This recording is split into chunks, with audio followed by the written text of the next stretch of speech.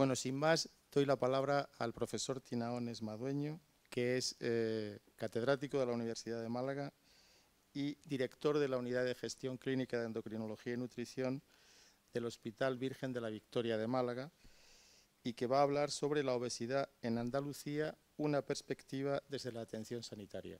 Cuando quieras, Paco. Bueno, buenos días. Muchísimas gracias por haberme invitado, María José, al director de la cátedra, y bueno, y compartir con vosotros esta mañana. ¿Se ve ya perfectamente? Bueno, yo creo que es un tema, a mí me ha encantado escucharte al director general de Salud Pública, porque he oído alguna palabra nueva, y porque llevamos muchas décadas diciendo absolutamente lo mismo. Llevamos muchísimas décadas diciendo que este es un problema sanitario, que es un problema de salud pública, que tenemos que cambiar los estilos de vida, que tenemos que hacer una serie de estrategias que la mayoría no se miden. Es decir, yo hice un artículo de revisión sobre las estrategias de salud pública que se habían hecho prácticamente en todo el mundo y cuántas se habían medido sus resultados en prevención de la obesidad, y prácticamente las contaba uno con los dedos de una mano. Es decir, uno pone un carril bici en una ciudad y dice, voy a disminuir la obesidad. Pero primero voy a medir si realmente bajo la prevalencia de obesidad, y segundo, si voy a provocar otro efecto en la salud, porque si monto un carril bici y hay más atascos y hay más contaminación, pues probablemente estoy empeorando la salud pública, provocando más enfermedades respiratorias. Entonces, en el tema de la obesidad llevamos muchas veces repitiendo las mismas palabras, ¿no? Y es una enfermedad, hay que decirlo desde este momento, desde el momento cero, y no es un problema, es una enfermedad como otra cualquiera, y una enfermedad que tiene unas raíces. Tú has puesto la complejidad de la etiología. Esto simplificarlo a que comemos más y nos movemos menos es ridículo. Es decir, hay una serie de condicionantes que hacen que en este momento sea un problema de salud pública que va mucho más allá de una falta de voluntariedad del ser humano para hacer un estilo de vida saludable. Este problema, el problema de la obesidad, lo hemos tenido a lo largo de toda la historia de la humanidad cuando ha habido acceso libre a los alimentos. Es decir, la prevalencia de obesidad en las cortes reales era la misma que la que tenemos ahora. Y prácticamente a partir de los años 50-60 de la Segunda Guerra Mundial, que empiezan las sociedades del bienestar, pues cuando empezamos a hablar de este problema. Y empezamos a hablar de este problema porque hay un acceso libre a los alimentos y que nos mantenemos prácticamente con el mismo apetito que teníamos en el Pleistoceno, porque somos una biología que está preparada para ahorrar energía. Y nuestro apetito está regulado, nuestra saciedad está regulada a la baja. Entonces hay una enorme complejidad. Fíjense, aquí he puesto algunos de los factores que influyen en la obesidad, pero desde esa genética, que tenemos una genética que lo que tiende es a almacenar grasa y a ahorrar energía, porque venimos de 2,8 millones de años que hemos vivido en la hambruna. Solamente no llevamos ni un siglo teniendo todo el mundo acceso libre a los alimentos y encima reduciendo la actividad física. No vamos a volver. Yo recuerdo, ¿no?, en mi pueblo, que soy de Montoro, por la mañana mis padres vivían de la aceituna y por la mañana tomábamos migas para desayunar antes de ir al Tajo.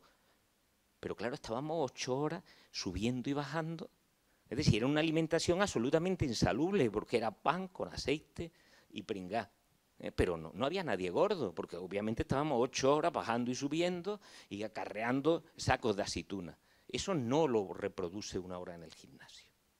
No, es imposible volver otra vez a ese estilo de vida. Entonces esto hay que pensarlo de una forma mucho más compleja, y intentar inventar palabras nuevas, porque llevamos, de verdad, Jorge, llevamos prácticamente 50 años diciendo lo mismo.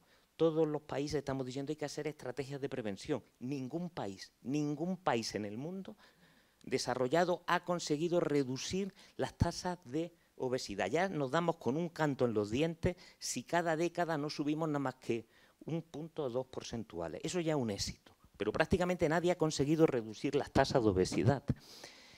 Y esto por eso hay que verlo de otra forma. Es decir, la obesidad es el pariente pobre de las enfermedades. De hecho, fíjense cuando se pregunta, estos son cosas que, estos estudios los hemos hecho en la SEDO, en la Sociedad Española para Estudio de la Obesidad, y son encuestas que se han hecho pues, a población general. Y fíjense que cuando se le pregunta a la población en general que quién tiene responsabilidad en la obesidad, la mayoría de la gente lo ve que es exclusivamente una responsabilidad del sujeto que la padece. Eso no se nos ocurre. Si eso lo hiciéramos en cáncer, o lo hiciéramos en EPOC, o lo hiciéramos en cáncer también. Los cánceres de piel tienen que ver con que nos protejamos o menos, los cánceres digestivos tienen que ver con lo que comamos, pero a nadie se le ocurre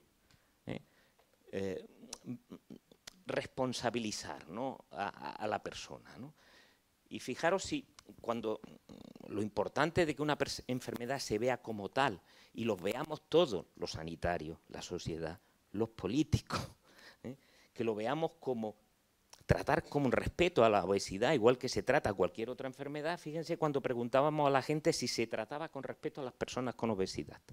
La sociedad contestaban el 82% piensa que no se trata con respeto a las personas con obesidad. Pero eso cuando nos vamos a las redes, si nos vamos a las redes, mirad cómo se nombra a las personas que tienen obesidad. Gordo, obeso, vaca, foca, gordibuena. Es decir, son términos absolutamente despectivos. Raramente se dice persona con obesidad, ¿no?, que sería el término, por ejemplo, que sería más de respetar el problema. Pero no solamente no respetamos a las personas que tienen obesidad, sino que la mayoría no las percibimos como enfermos. Ni se perciben como enfermos, incluso los propios sanitarios, pero es que el problema es que no lo perciben, no se percibe como enfermo el propio sujeto que tiene obesidad. Es decir, fijaros, esta es una encuesta que hicimos también en la SEDO, donde era una encuesta telefónica, donde esta que había hecho en la Escuela Andaluza de Salud Pública era también telefónica o no, la había hecho presencial. Los datos que has presentado era presencial. Bueno, pues esta era telefónica. Era telefónica. Claro, cuando se llama por teléfono y se le pregunta a alguien el peso y la talla, normalmente nos quitamos 1 kilo y nos podemos 2 centímetros. Pero, bueno, eran con los datos que nos daba la gente al preguntarle. Y entonces lo etiquetábamos como obeso, sobrepeso o normopeso. Y a los obesos, a los que nos habían dicho que eran obesos, le preguntábamos, ¿usted cómo se considera? Solamente el 20% consideraba que tenía un problema y que era obeso. La mayoría se etiquetaban como sobrepeso e incluso algunos como normopeso. Es decir, si no tenemos percepción, ni los médicos, ni la propia sociedad, que dice, bueno, no, yo el que está obeso es el obeso mórbido que ve por la calle, pero no se mira, no nos miramos al espejo y estamos viendo también que tenemos ese problema, difícilmente lo vamos a poder abordar, ¿no? Fijaros, pero todavía es más preocupante en población infantil. Esto está sacado del estudio Aladino. Y en el estudio Aladino se tallaba y se pesaba a los niños. Y luego se les preguntaba a los padres cómo veían que su hijo estaba. Y fijaros, los niños que salieron al pesarlos y tallarlos como obesos, solamente el 4,8% de sus padres decían que tenían mucho sobrepeso. Fijaros que la mayoría minimizaban. Fijaros que hasta la mitad de los padres que tenían un niño obeso decían que tenían un peso normal. Es decir, si no somos capaces de identificar el problema y verlo como un problema, verlo como una enfermedad, ni la sociedad ni los sanitarios, malamente vamos. Ha sacado el tema del nivel socioeconómico, eso es clave. Es decir, es clave. Y eso explica también muchas cosas, ¿no? Fijaros aquí, este es un estudio que se hizo a nivel nacional, y fijaros que los que tienen más riesgo en España es la gente que vive en el sur. Es decir, a medida que en el centro, en la zona atlántica, en la zona mediterránea, el riesgo es menor. Pero fijaros que lo que acabas tú también de poner, fijaros que una de las cosas que más previene es tener estudios universitarios, prácticamente tienes la mitad de riesgo. Y si tienes una renta alta, pues también se reduce de forma importante el riesgo. Y fijaros aquí, también en los niños pasa igual. Fijaros que el riesgo de ser obeso en alguien que tiene una renta menor de 18.000 euros es el 23%. Si la renta es más de 30.000, nos vamos al 12%, que también es alto, también es alto. No, es decir, tener renta alta tampoco previene de la obesidad. Igual pasa con los estudios, ¿no? Pero fijaros que incluso en estudios universitarios tienen niños obesos el 13% casi. Es decir, que son también altos. Estamos viviendo en un problema global, ¿no? Y si nos vamos a comparando Andalucía en factores de riesgo, este es de otro estudio, el estudio de diabetes. Es verdad que se hizo en centros de salud y probablemente está sobreestimada la prevalencia de obesidad, pero sirve un poco para ver la diferencia que hay en España con Andalucía, que prácticamente tenemos 5 o 6 puntos más de obesidad. En vuestro estudio lo que tú has presentado me parece que eran 4 puntos de diferencia, pero está claro que tenemos más obesidad, tenemos más hipercolesterolemia, tenemos más tabaquismo. Y curiosamente, muchas de las cosas que creemos que las hacemos mejor, no las hacemos tan mejor. Fijaros, dieta mediterránea. Tener más de 7 puntos, que es tener una buena adherencia a la dieta mediterránea, fijaros que 78%, 79%, tampoco superamos mucho a la media de España, ¿no? Y obviamente lo que sí tenemos es un poco menos universitario, el 16% con respecto al 13%, también más desempleados y también tenemos más casados. No sé si eso influye también, pero bueno, es verdad que hay más solteros en el resto de España y aquí más casados. Pero bueno, son determinados factores que de alguna forma pueden estar influyendo y vernos esas diferencias que tenemos Andalucía con el resto. Y una vez, porque me habéis preguntado el abordaje y en este ratito que me queda me voy a centrar en qué podemos hacer. Está claro que hay que prevenir, eso lo tenemos todos claro. Lo tienes tú claro, lo tenemos todos claro, lo llevamos teniendo claro hace 40 años.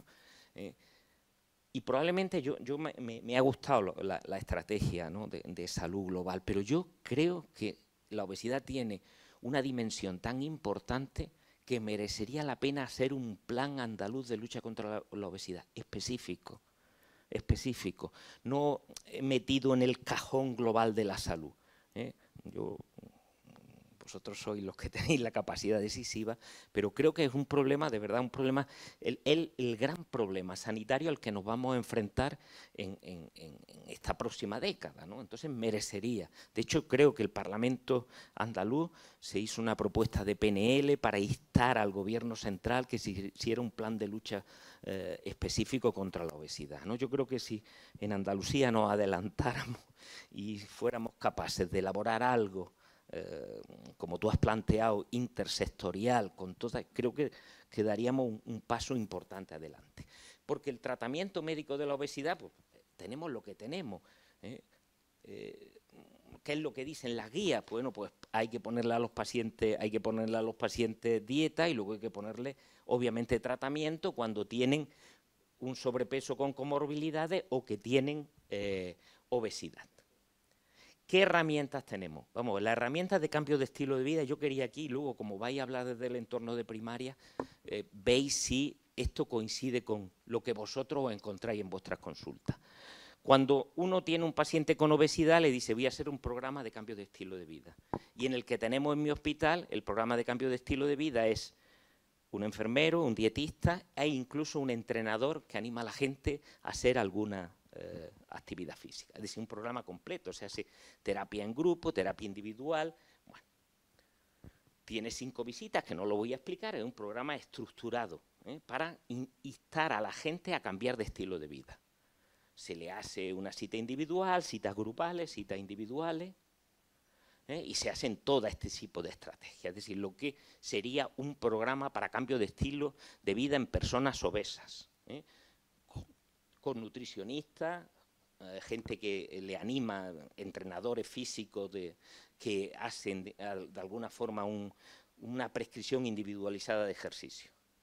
Bien, cuando se le propone a la gente el programa y dice que va a ir al programa y le damos cita para el programa, en la primera atacada el 33% no acude. ¿vale? Seguimos. De los que acuden, un porcentaje no demasiado grande termina el programa, hace las 5 veces. Solamente el 23% de los que se enviaron acaban el programa, es decir, 1 de cada 4 son los que acaban el programa. Claro, si yo presentara los resultados del programa de los que han acabado el programa y diría, oh, macho, han disminuido 4,3 kilos. Claro, esos son los que han estado durante todo el programa. Pero hemos perdido el 75% que ha fracasado. No servía ese programa. O porque no era atractivo, o porque eran ya incapaces. Dice, otro programa más ya para perder peso. No, por Dios, que ya me voy a deprimir porque voy a conseguir otra vez no conseguir nada. El final de la evaluación del programa es que solo 1 de cada 10 perdió un peso significativo. Esto es en Málaga, esto es en Bristol, esto es en Italia. Es decir, lo que acabo de presentar aquí es la realidad, es nuestra realidad. Los pacientes obesos, es verdad que ponemos allí, en la zona donde se hace las terapias grupales, ponemos la foto del paciente del mes. Es verdad que hay algunos pacientes que pierden 30 kilos, es verdad. Es verdad que no, por esto no vamos a tirar el programa. Un 10% les sirve, pero el 90% ¿qué hacemos con ello? Y es verdad que ahora mismo hay fármacos, y eso me imagino que tú hablarás de eso, y hay fármacos que han cambiado un poquito el... hasta ahora los fármacos que teníamos eran chichinabos, vamos, perdona, servían para poco, es decir, eran reducciones del 3-4%. Eso no le cambiaba la vida al paciente. Pero ahora tenemos fármacos como por ejemplo el semaglutide que baja el 17% de peso y además se mantiene si estás tomando el fármaco. Y tenemos fármacos como el tirzepatide que se va a poder utilizar en España a partir de julio, que se consiguen también pérdidas de peso, fijaros, muy, muy importantes. Pérdidas de peso casi del 22%. Es decir, estamos hablando ya de fármacos que se acercan a la cirugía bariátrica. Y lo que vienen, porque vienen mezclas de unos con otros. Es decir, por primera vez vamos a tener fármacos que van a producir cambios de peso del 20%, del 25%. Y fijaros, es que si yo bajo el 25% o el 20%, fijaros el montón de cosas que arreglo. Es decir, con pérdidas del 10% se puede prevenir la diabetes tipo 2, mejora la dislipemia, el hígado graso, la hipertensión, pero si ya subo al 15% ya está la apnea del sueño, la esteatohepatitis, el reflujo gastroesofágico, pero si ya voy por encima del 15% ya estoy preveniendo mortalidad cardiovascular, insuficiencia cardíaca, e incluso puede remitir la diabetes tipo 2. Y ahora, como estamos en un escenario donde probablemente hay que hablar de estas cosas, la política tendrá que pensarse qué hacer, porque hasta ahora mismo estos fármacos son prohibitivos. Son prohibitivos porque hay que pagárselo, no están dentro de la cartera de servicios de prácticamente ninguna sanidad europea. Ahora mismo se están empezando en la sanidad británica, ya se está empezando a hablar de dar estos fármacos con algunos perfiles de pacientes. Pero esto lo tendremos también, es decir, tenemos que prevenir, obviamente, pero también, como tú muy bien has dicho, ese obeso que se levanta por la mañana y que hace el 10º programa de educación para intentar perder peso y que lo tenemos con antidepresivos porque no consigue con ningún programa perder peso, tendremos que ofertarle algo, ¿no? Bueno, pues nada, muchas gracias.